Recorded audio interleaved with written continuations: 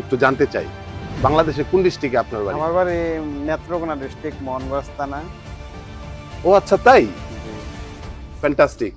APC G15 NAM এর মতো আন্তর্জাতিক হাই প্রোফাইল সম্বলিত এই হোটেলটি এমআইসি ইভেন্টের সময় মহামান্য রানী এলিজাবেথ, নেলসন ম্যান্ডেলা, মহামান্য Kofi Annan, Fidel Castro, HRS রাজা আব্দুল আজিজ এবং পিআরসি এর প্রাক্তন রাষ্ট্রপতি জিয়াং জেমিন সহ অনেক বিশিষ্ট অতিথি ওআইসি শীর্ষ সম্মেলনে এই হোটেলটিতে উপস্থিত হয়েছিলেন। হোটেলটিতে সর্বমোট 472টি সুসজ্জিত কক্ষ রয়েছে, কিন্তু দুঃখের বিষয় আমি জানি না কেন এই হোটেলটি এত সুন্দর একটি প্যালেস এভাবে পড়ে আছে পরিত্যক্ত বাড়ি হিসাবে।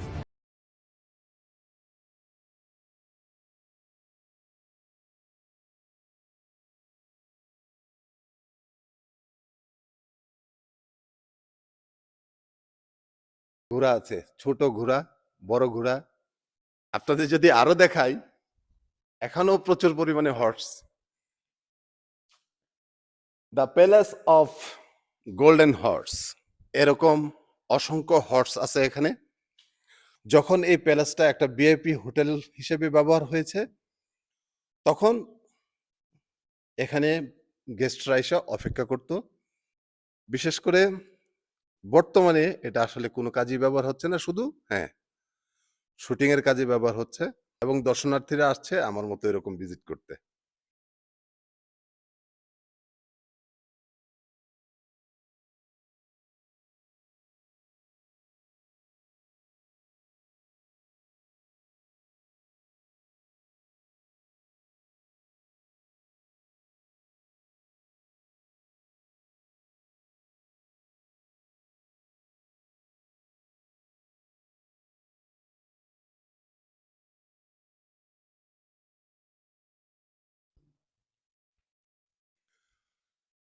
এখানটা যদি দেখাই, তখনকার সময়ে যত বিখ্যাত মানুষ এখানে এসেছে তাদের স্মৃতি হিসাবে এখানে এই ওয়ালে ছবিগুলো বাঁধানো আছে।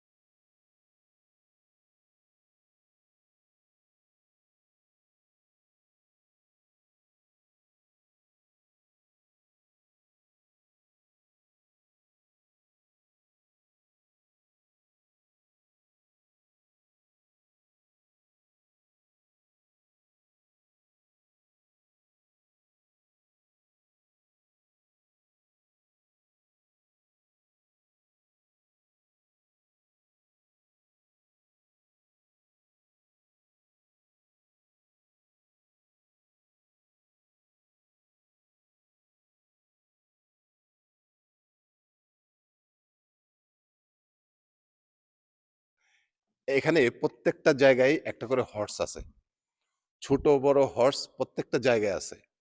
আপনার যদি বেডরুমেও যান, যদি রিসেপশনেও যান, যদি আপনার ড্রয়িং রুমেও যান,